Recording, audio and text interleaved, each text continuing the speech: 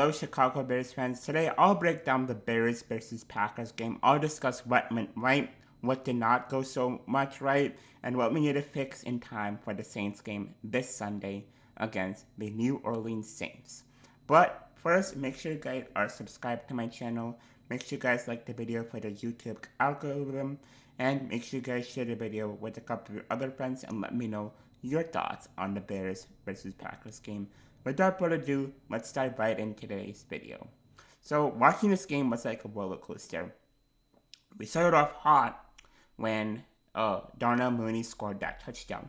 Then we fell off a little bit when the defense, when the defense let Aaron Rodgers score. Then we came back up, when that offense scored that field goal and field goals, I would say. And then it went back down when the offense wasn't able to really score in the red zone. That Mitch Trubisky interception, the missed interceptions by Kendall Bildor, Eddie Jackson, and Berkevius Mingo.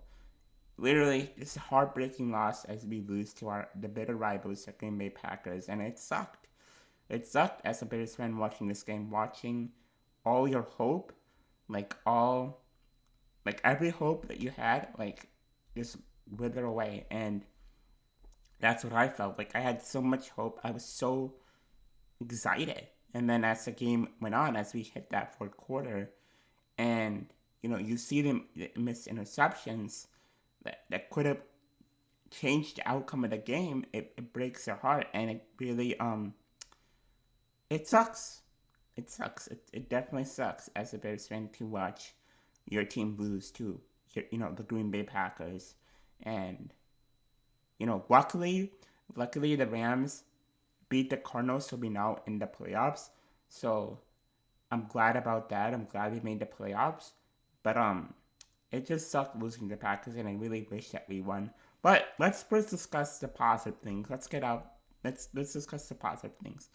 What I really like is that we ran the ball with David Montgomery. I love that. David Montgomery is a fighter. He's one of the best running backs in the NFL, and he's so underrated. And I'll be making a video on his story. He has an incredible story pretty soon. But again, that guy is a fighter. I loved how he chipped for every single yard. Every single yard that David Montgomery rushed for was amazing. Him going on, him breaking, finding a hole and breaking through it was awesome. Another thing I liked was Darnell Mooney. Man, Darnell Mooney is so underrated. I'll be making a video on his story too. But Darnell Mooney is one of the most underrated wide receivers in the entire NFL. That catch that he had after Mitch bombed it, for him to come down with that, and for him to put us in a position to score was amazing. He's a fighter. I think Darnell Mooney is a fighter. I think he's going to become a very good receiver in the NFL, and I'm glad that the Bears got him. Thirdly, I'm also pretty glad to see that, at least we were able to make Aaron Rodgers' night miserable. Sure, we missed those picks, and we should have definitely had them. This is like a double-edged sword. But I like seeing the effort. I like seeing the adjustments by our defense in the second half. Making those adjustments, not letting Aaron Rodgers score on every single drive. I like seeing that, so I definitely am glad that our defense made the adjustments. Now I want to discuss the flaws. My first flaw,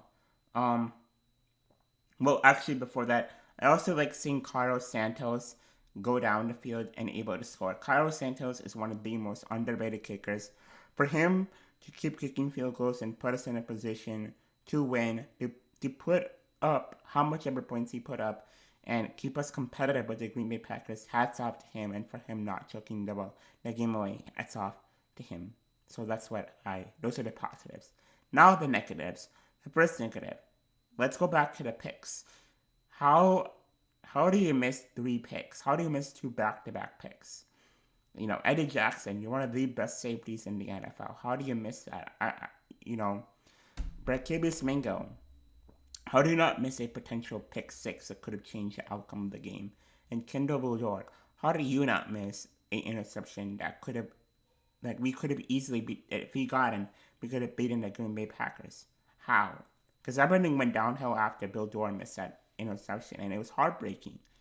Like that missing interception led us to lose against the Green Bay Packers because up until then, I had optimism. I believed that we could win, and after that interception, it withered away after the Packers scored.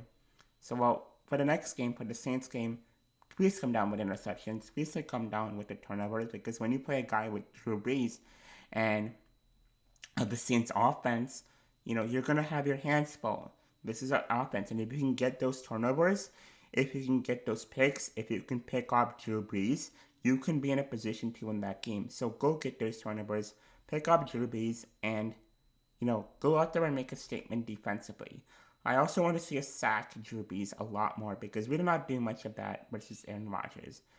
Aaron Rodgers was just like a surgeon, and this is like a routine surgery for him. He was amazing. He was awesome.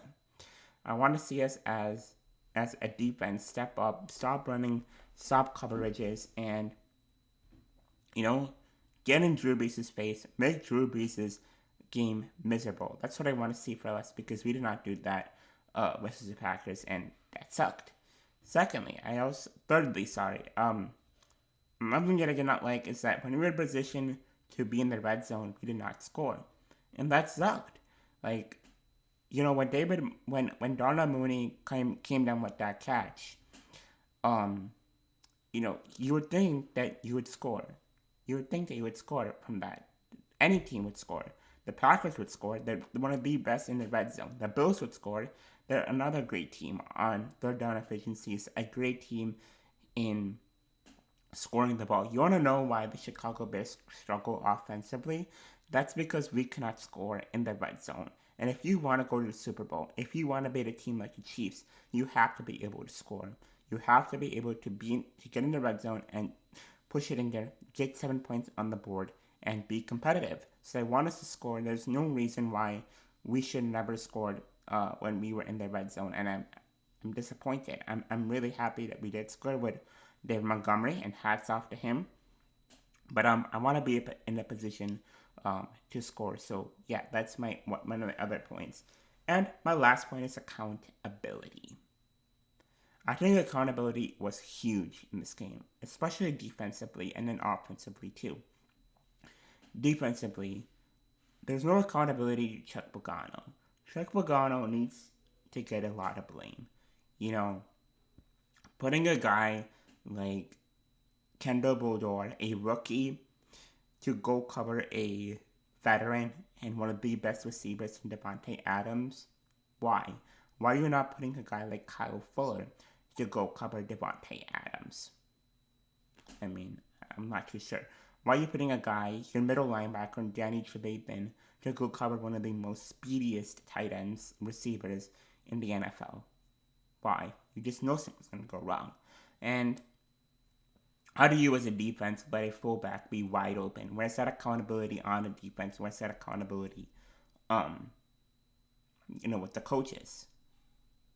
On Chuck Pagano, on Matt Nagy, and then going up the ladder, going to Ryan Pace, going up to the McCaskies, going back down to Ted Phillips. Where's that accountability? I want to see that accountability being made. Because, let me tell you this, if we lose against the Saints, I want changes to be made. I definitely want to see Ted Phillips be shown out the door. Now, Matt Nagy and Ryan Pace, bring in a new president, let them decide, hey, do I'm going to decide their futures. Because I think accountability needs to be made, and that starts with you firing Ted Phillips. And I think if we win, that probably won't happen against the Saints. But I want to see accountability being made. Am I saying that I want us to lose to the Saints? No. I'm just saying that I want accountability to be in the Bears organization. And yeah, that's all I'm saying. So what do you guys think about this Bears game? What did you guys like? What did you guys not like? Let me know in the comments below. And with that being said, with a heavy heart, I say bear down. And also, let's go beat the Saints in the playoffs.